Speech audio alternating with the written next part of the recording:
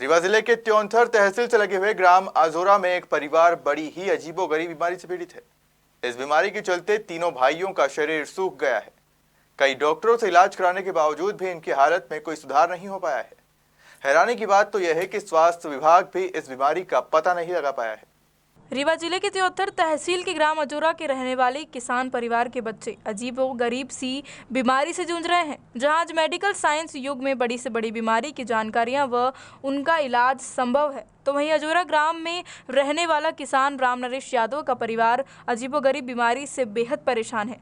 कृषि कार्य कर परिवार का भरण पोषण करने वाले राम नरेश यादव के 5 पुत्र हैं, जिनमें से 3 पुत्र अनीश, मनीष और मनोज किसी अनजान बीमारी से ग्रसित है।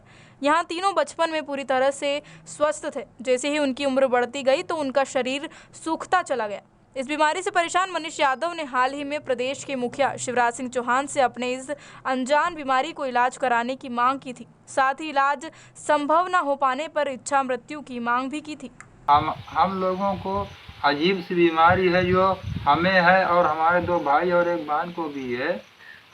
निरंतर शरीर सूखता चला जा रहा है। हमने अपने स्तर से इलाज करवाया इधर उधर के हॉस्पिटलों में, लेकिन अभी तक बीमारी क्या है इसका पता नहीं चल पाया है।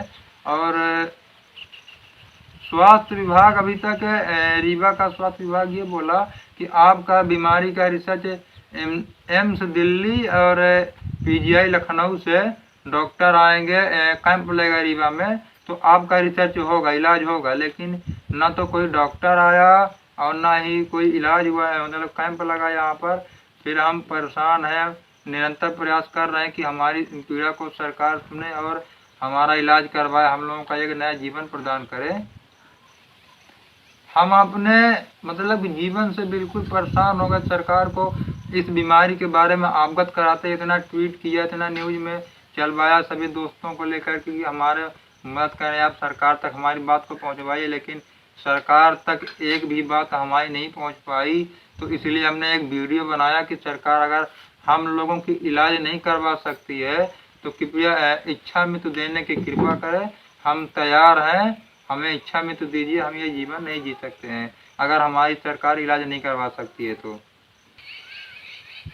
हमने ट्वीट किया था और विवेक तनखा जी से हमने जबलपुर किसी सदस्य पत्रकार से मैं नंबर लिया विवेक तनखा। मैं देखा कि विवेक तनखा जी बहुत गरीबों की पीड़ितों की मदद कर रहे हैं, इसलिए हमने बहुत कई दिनों के बाद उनका नंबर मिला। हमने फ़ोन पर बात किया, बोला सर ऐसी ऐसी बात है, तो उन्होंने कहा आप व्हाट्सअप करिए, आप निश्चिंत रहिए, हम आपकी मदद करेंगे।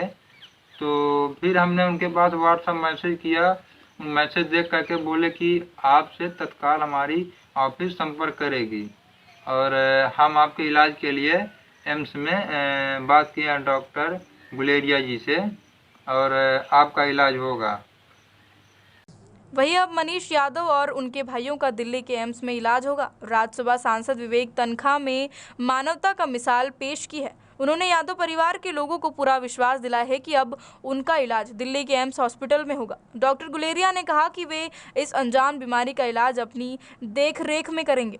यादव परिवार हमारे वार्ड में पूर्व में भर्ती हुए थे और ये इनके परिवार में 10 लोग थे, उसमें से 3 लोग हमारे यहाँ भर्ती हुए थे। और ये जो बीमारी है ये ऑटोसोमल डोमिनेंट डिसऑर्डर, मतलब ये वर्टिकल ट्रांसमिशन होता है, मतलब परिवार के दादाजी से उनके बच्चों को, फिर उनके बच्चों को ये बीमारी होती हैगी। और तकरीबन 1 लाख लोगों में 4 से 10 लोगों को ये बीमारी होती हैगी। और इसमें इस बीमारी का नाम जो इनके परिवार को है ये फेशियोस्केपुलोमस्कुलर डिस्ट्रॉफी कहलाती है। तो इसमें जब ये बीमारी होती है तो इसमें मांसपेशियाँ बहुत कमज़ोर हो जाती है, चलने फिरने में बहुत दिक्कत होती है। और ये इसमें वर्तमान में फ़िलहाल केवल वो फिजिकल थेरेपी ही इसका इलाज है। और ये जेनेटिक डिसऑर्डर है, तो जेनेटिक डिसऑर्डर में जीन थेरेपी एक थेरेपी होती है। लेकिन वर्तमान में अभी जो इस पर्टिकुलर बीमारी के लिए कोई जीन थेरेपी का इलाज चालू नहीं हो पाया है।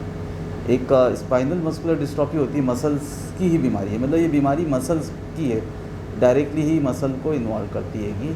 तो स्पाइनल मस्कुलर डिस्ट्रॉफी एक होती है जिसके लिए जीन थेरेपी उपलब्ध है, वो भी वेस्टर्न वर्ल्ड्स में। और उसमें जो इन्फेंसी के दौरान मतलब बच्चा जब छोटा रहता है 1-2 साल, तब तक अगर उसको दवाई हुई जीन थेरेपी दे दी जाए तो अच्छा सुधार आता है। लेकिन ये जो पर्टिकुलर इनको हुई है, इसमें वर्तमान में कोई जीन थेरेपी अवेलेबल नहीं है। केवल हम लोग जो है फिज़िकल रिहेबिलिटेशन मतलब फिजियोथेरेपी और यही वर्तमान में इसका इलाज हैगा। और ये जो हमारे तीनों जो यादव बंधु थे, ये हमारे यहाँ भर्ती हुए थे। इन लोगों को हम लोगों ने यहाँ से व्हीलचेयर भी और सर्टिफिकेट वो भी प्रदान किया था उस दौरान में। और इसके बाद में ये एक बार एम्स में दिखा के आए हैं, ऐसा उस समय इनको हमने कहा था। तो ये बीमारी का भी वर्तमान में कोई डेफिनेट इलाज नहीं है, केवल हम लोग सपोर्टिव ट्रीटमेंट उनको दे सकते हैं। रीवा से मनीष दाहिया की रिपोर्ट।